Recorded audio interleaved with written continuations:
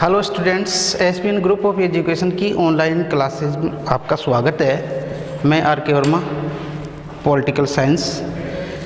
पिछली क्लास में जैसा आपने संघीय कार्यपालिका में राष्ट्रपति का अध्ययन किया था, आज हम प्रधानमंत्री के बारे में अध्ययन करेंगे। प्रधानमंत्री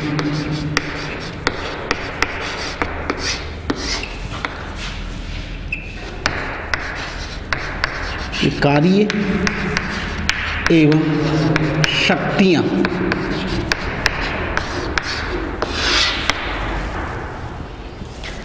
भारतीय संविधान के अनुच्छेद 74 में बताया गया है कि राष्ट्रपति को उसके कार्यों में सहायता एवं सलाह देने के लिए एक मंत्रिपरिषद होगी, जिसका मुखिया प्रधानमंत्री होगा। अर्थात प्रधानमंत्री राष्ट्रपति के सलाहकार के रूप में कार्य करेगा। राष्ट्रपति अपनी इच्छा से कोई कार्य नहीं करेगा, प्रधानमंत्री के परामर्श पर ही कार्य करेगा। इस प्रकार अनुच्छेद 74 की अनुशंसा हमें बताती है। जैसा भारत में संसदीय प्रणाली को अपनाया गया है, संसदीय प्रणाली में जो कार्यपालिका में दो प्रधान होते हैं, नाममात्र का शासक राष्ट्रपति कहलाता है, औपचारिक प्रधान कहलाता है, और वास्तविक शक्तियों का प्रयोग करने वाला प्रधानमंत्री होता है। अर्थात भारत के अंदर संसदीय प्रणाली को अपनाया गया है और वास्तविक शक्तियों का प्रयोग मंत्रिपरिषद के द्वारा किया जाता है। भारतीय प्रधानमंत्री मंत्रिपरिषद के रूप में प्रमुख व्यक्ति माना गया है। प्रधानमंत्री के संबंध में भी विद्वानों ने अलग अलग कोटेशन देकर संबोधित किया है। किसी ने प्रधानमंत्री को समकक्षों में प्रथम बताया। प्रधानमंत्री को जो महत्वपूर्ण उपमा दी गई है, समकक्षों में प्रथम, यानी प्रधानमंत्री बराबर वालों में प्रथम होता है। तो किसी विद्वान ने ये कहा है कि प्रधानमंत्री नक्षत्रों के बीच चंद्रमा है। एक प्रसिद्ध उपमा दी गई है। प्रधानमंत्री, आप इस कोटेशन को नोट करें, प्रधानमंत्री नक्षत्रों के बीच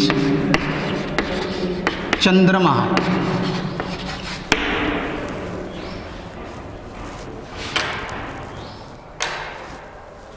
यानी प्रधानमंत्री वह सूर्य है जिसके चारों तरफ सभी चक्कर काटते हैं। इस प्रकार विभिन्न परिभाषाओं के द्वारा विद्वानों ने प्रधानमंत्री को संबोधित किया है। प्रधानमंत्री के विषय में ये भी कहा गया है कि प्रधानमंत्री मंत्रिमंडल रूपी मेहराब का मुख्य प्रस्तर है। प्रधानमंत्री मंत्रिमंडल रूपी जहाज का मुख्य चालक है।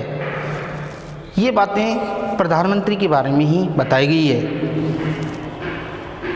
तो प्रधानमंत्री के बारे में हम इन सब का सारांश निकालते हुए ये समझेंगे कि प्रधानमंत्री संसदीय प्रणाली के अंदर वास्तविक शक्तियों का वास्तविक शक्तियों का धारक होता है।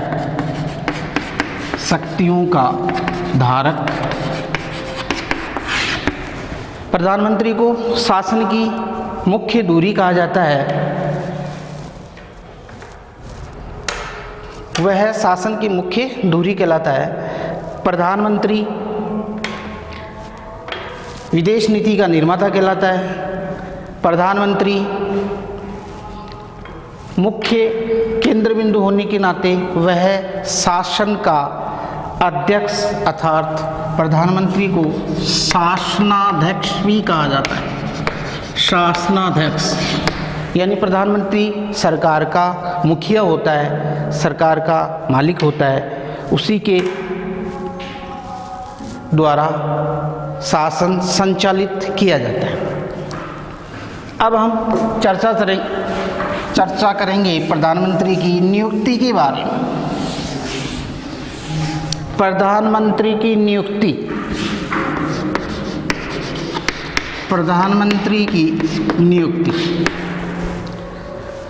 भारतीय संविधान के आर्टिकल 75 में प्रधानमंत्री की नियुक्ति के विषय में बताया गया है कि प्रधानमंत्री की नियुक्ति राष्ट्रपति के द्वारा की जाएगी एवं उसकी सलाह से अन्य मंत्रियों की नियुक्ति भी राष्ट्रपति द्वारा की जाएगी।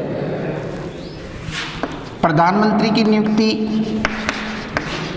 राष्ट्रपति करते हैं। राष्ट्रपति द्वारा प्रधानमंत्री की नियुक्ति की जाती है। ये समझेंगे हम इससे, जो अनुच्छेद 75 में दर्शाया गया है। 75(5) में ये भी बताया गया है कि प्रधानमंत्री की पद की योग्यता एवं मंत्रियों की योग्यताओं का भी हवाला दिया गया है, जिसमें ये बताया गया है कि राष्ट्रपति किस व्यक्ति को प्रधानमंत्री पद पर नियुक्त करेगा, तो राष्ट्रपति उसी व्यक्ति को प्रधानमंत्री बनाता है जिसको लोकसभा में बहुमत प्राप्त हो, अर्थात लोकसभा में बहुमत दल के नेता को राष्ट्रपति प्रधानमंत्री के पद पर नियुक्त करता है। ये इसमें महत्वपूर्ण बात है। नियुक्ति के अंदर आपको ये समझना है कि प्रधानमंत्री की नियुक्ति राष्ट्रपति के द्वारा की जाती है और राष्ट्रपति उसी व्यक्ति को प्रधानमंत्री पद पर नियुक्त करता है जिसको लोकसभा में बहुमत प्राप्त है या बहुमत दल का नेता है, उसको प्रधानमंत्री पद के लिए आमंत्रित करता है। परंतु 75 में ये भी कहा गया है कि कई बार ऐसे व्यक्ति को भी मंत्री पद पर नियुक्त कर दिया जाता है जो सदन के बाहर का व्यक्ति हो, अर्थात संसद के सदनों में से किसी भी दल का सदस्य नहीं हो, तो उसमें बताया गया है कि वो व्यक्ति भी पद पर नियुक्त हो सकता है, बशर्ते कि उसको अधिकतम 6 माह की अवधि में सदन की सदस्यता प्राप्त करनी होगी। दोनों सदनों में से किसी भी एक सदन की सदस्यता प्राप्त करनी होगी, उसी व्यक्ति को इन पदों पर नियुक्त किया जाता है। तो हमने नियुक्ति के विषय में पढ़ा डिटेल से। फिर प्रधानमंत्री के कार्य एवं शक्तियाँ, कार्य एवं शक्तियों का अध्ययन करेंगे। प्रधानमंत्री का जो मुख्य कार्य है, जो बताया गया है, प्रधानमंत्री नियुक्त होने के बाद मंत्री परिषद का निर्माण करना, अर्थात प्रधानमंत्री, इसके अंदर ये समझेंगे प्रधानमंत्री अपनी इच्छा से अपनी पसंद के व्यक्तियों को मंत्री बनाता है, उनकी सूची तैयार करता है, जिसमें यह तय करता है कि कितने मंत्री बनाने हैं, किस किस को मंत्री बनाना है। ये सारी बातें मंत्रिमंडल का गठन कहलाता है, निर्माण कहलाता है। ये इस प्रधानमंत्री के द्वारा किया जाता है। दूसरी जो प्रधानमंत्री की शक्तियों के विषय में बताया गया है वो है विभागों का बंटवारा। विभागों का बंटवारा, इसमें ये समझेंगे कि प्रधानमंत्री विभिन्न मंत्रियों के बीच विभागों का बंटवारा करता है और उन्हें विभाग के कार्य के प्रति जिम्मेदारी सौंपता है, अलग अलग मंत्री बनाता है, जैसे किसी को वित्त मंत्री, किसी को रक्षा मंत्री, किसी को विदेश मंत्री। इस प्रकार प्रधानमंत्री अलग अलग मंत्रियों के विभागों का गठन करता है और उनको उत्तरदायित्व सौंपता है विभाग के प्रति। जो डिपार्टमेंट उसको दिया गया है, जो विभाग जिस मंत्री को दिया गया है, उस विभाग की उस व्यक्ति की उस विभाग के प्रति उस मंत्री की मुख्य जिम्मेदारी होगी, वह उसके लिए जिम्मेदार समझा जाता है। ये कहलाता है विभागों का बंटवारा, विभिन्न मंत्रियों के बीच विभागों का बांटना, जिसके अंतर्गत प्रधानमंत्री विभागों का बंटवारा करता है और विभागों में परिवर्तन भी कर सकता है, फेरबदल भी कर सकता है। ये बातें इसी के अंतर्गत। तीसरी बातें हैं राष्ट्रपति व मंत्रिमंडल के मध्य कड़ी,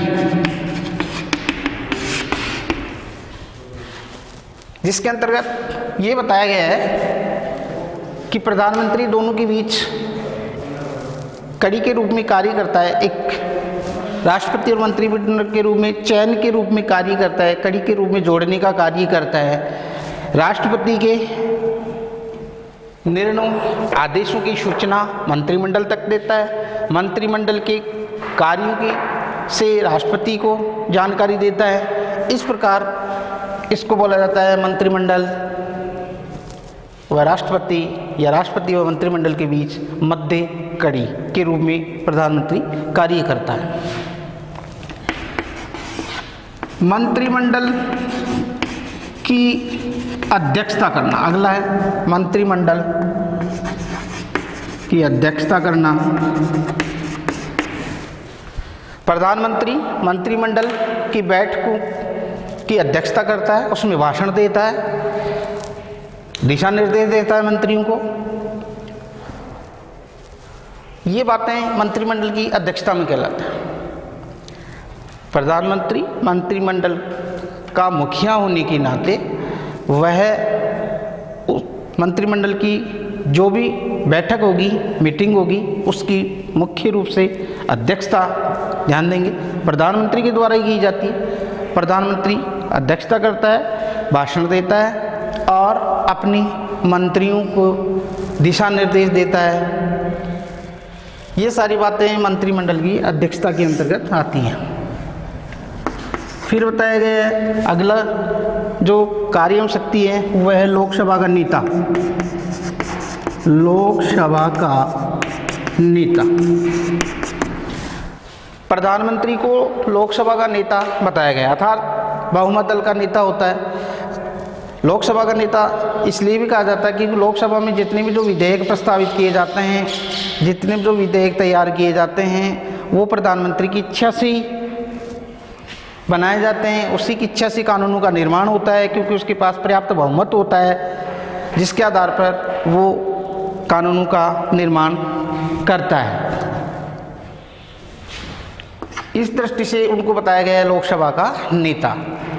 वो बहुमत दल के आधार पर ही विरोधियों पर अपना नियंत्रण रखता है। ये प्रधानमंत्री के बारे में बताया गया। अगला बिंदु शासन का प्रवक्ता। शासन का प्रवक्ता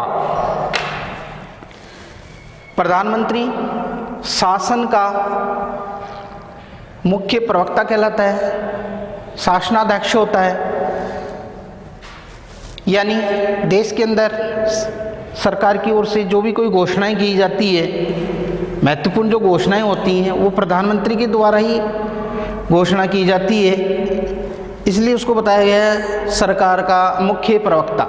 प्रधानमंत्री सरकार का मुख्य प्रवक्ता होने के कारण समय समय पर विभिन्न प्रकार की घोषणाएं करता है। अगला बिंदु,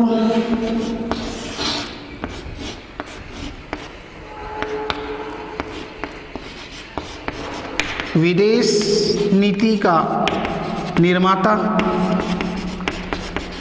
प्रधानमंत्री की जो भूमिका है वो विदेश नीति के रूप में भी है, अंतर्राष्ट्रीय क्षेत्र में उसका प्रभाव रहता है।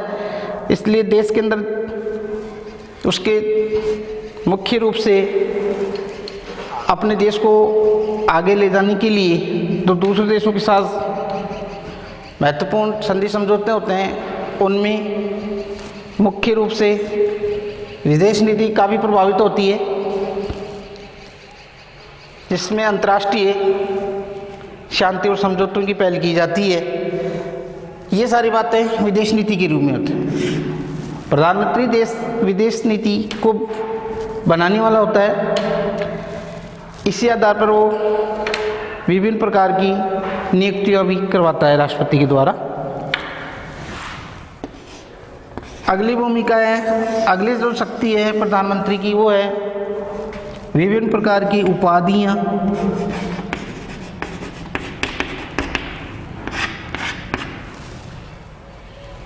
प्रदान कराना। देश के अंदर जो विभिन्न प्रकार की उपाधि है, जैसे पद्मश्री है, पद्म भूषण है,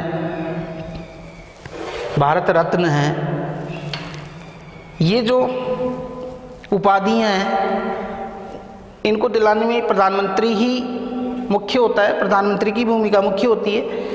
तो प्रधानमंत्री इन विभिन्न प्रकार की उपाधियों को राष्ट्रपति के माध्यम से विभिन्न व्यक्तियों के श्रेष्ठ कार्यों के लिए प्रदान करवाता है। ये भूमिका कहलाती है उपाधि। अगली भूमिका है अंतर्राष्ट्रीय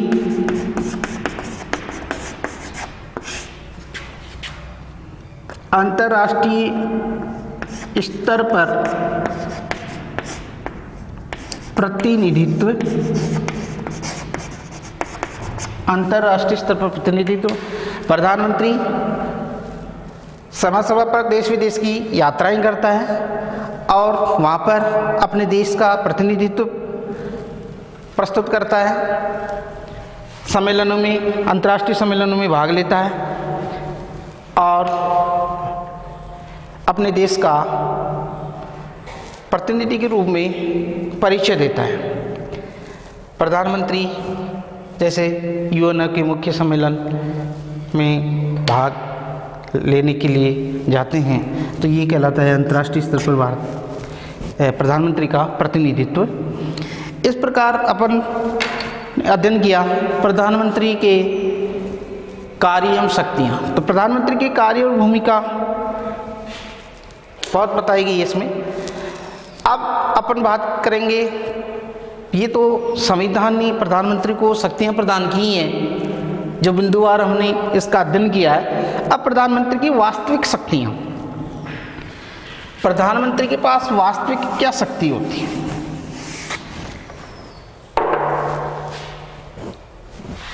प्रधानमंत्री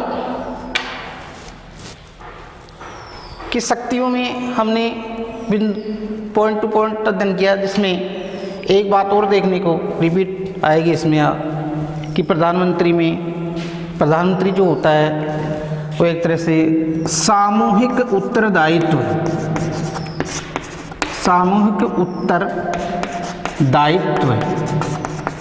के सिद्धांत पर भी कार्य करता है। ये भी ध्यान देने वाली बात है, जो परीक्षा में कई बार सामूहिक उत्तरदायित्व से तात्पर्य पूछ लेते हैं। सामूहिक उत्तरदायित्व में एक सिद्धांत कार्य करता है जिसका नाम है एक सबके लिए सब एक के लिए, one for all all for one. अर्थात प्रधानमंत्री के त्यागपत्र देने से सभी मंत्रियों को त्यागपत्र देना पड़ता है, यानी वह सिद्धांत कार्य करता है। किसी ने कहा है कि सामूहिक उत्तरदायित्व का वह सिद्धांत है जिसमें एक साथ डूबते हैं और एक साथ तैरते हैं। ये जो बातें हैं वो सामूहिक उत्तरदायित्व में हर मंत्री की अपनी जिम्मेदारी होती है और उस जिम्मेदारी के साथ ही सबको अपना त्यागपत्र देना पड़ता है। तो अपन चर्चा कर रहे थे प्रधानमंत्री की वास्तविक स्थिति के बारे में। प्रधानमंत्री की वास्तविक स्थिति के बारे में दृष्टि डालें तो उसमें ये नज़र आता है कि प्रधानमंत्री की जो वास्तविक स्थिति वो मुख्य तौर पर उसके व्यक्तित्व पर निर्भर करती है। प्रधानमंत्री का व्यक्तित्व, उसकी जो पर्सनैलिटी है वो किस प्रकार की है, यानी उसका व्यक्तित्व किस प्रकार है। तो प्रधानमंत्री का व्यक्तित्व के बारे में दो बातें, प्रभावशाली व्यक्तित्व है या कमज़ोर व्यक्तित्व है, ये दो बातें निर्भर करती हैं। अगर प्रधानमंत्री का व्यक्तित्व आकर्षक और प्रभावशाली है तो प्रधानमंत्री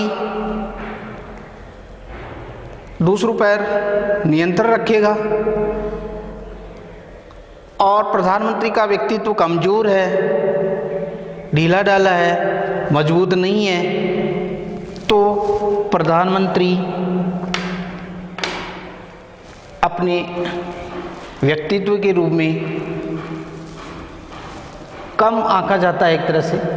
तो कहने का मतलब प्रधानमंत्री का व्यक्तित्व अंतर्राष्ट्रीय क्षेत्र पर भी प्रभावित करता है, दूसरे क्षेत्र में भी वो व्यक्तित्व के आधार पर ही समझौते किए जाते हैं सारे। इस प्रकार अच्छा व्यक्तित्व है प्रधानमंत्री का, अच्छा व्यक्तित्व, उसकी अच्छी पर्सनैलिटी, आकर्षक व्यक्तित्व, प्रभावशाली व्यक्तित्व, करिश्मात्मक व्यक्तित्व देश को आगे ले जाने में महत्वपूर्ण भूमिका, विकास करने में महत्वपूर्ण भूमिका निभाता है। तो बताया गया है विद्वानों के अनुसार प्रधानमंत्री का व्यक्तित्व प्रभावशाली होना चाहिए, जिससे देश प्रगति करे, आगे की तरफ विकास करे। और प्रधानमंत्री का व्यक्तित्व अगर कमज़ोर होगा तो उस पर दूसरे हावी हो जाएंगे, अर्थात कमज़ोर व्यक्तित्व प्रधानमंत्री की देश की विकास की दिशा को पीछे ले जाने वाले होते हैं, अर्थात कमज़ोर व्यक्तित्व देश के पिछड़ेपन के शिकार हो सकता है प्रधानमंत्री का कमज़ोर व्यक्तित्व। इसलिए प्रधानमंत्री का व्यक्तित्व आकर्षक होना चाहिए, चमत्कारी होना चाहिए, करिश्मात्मक होना चाहिए, दूसरों पर प्रभाव डालना होना चाहिए। प्रधानमंत्री व्यक्तित्व, भारत के अंदर अनेक प्रधानमंत्रियों का व्यक्तित्व का भी प्रभावशाली रहा है, जिसमें कई प्रधानमंत्रियों के उदाहरण हैं, जवाहरलाल नेहरू, अटल बिहारी वाजपेयी, वर्तमान प्रधानमंत्री नरेंद्र मोदी। ये सारे प्रभावशाली व्यक्तित्व के उदाहरण माने जाते हैं। ये टॉपिक प्रधानमंत्री कार्य एवं शक्तियों के ऊपर था। थैंक यू, धन्यवाद। आज के लिए इतना ही।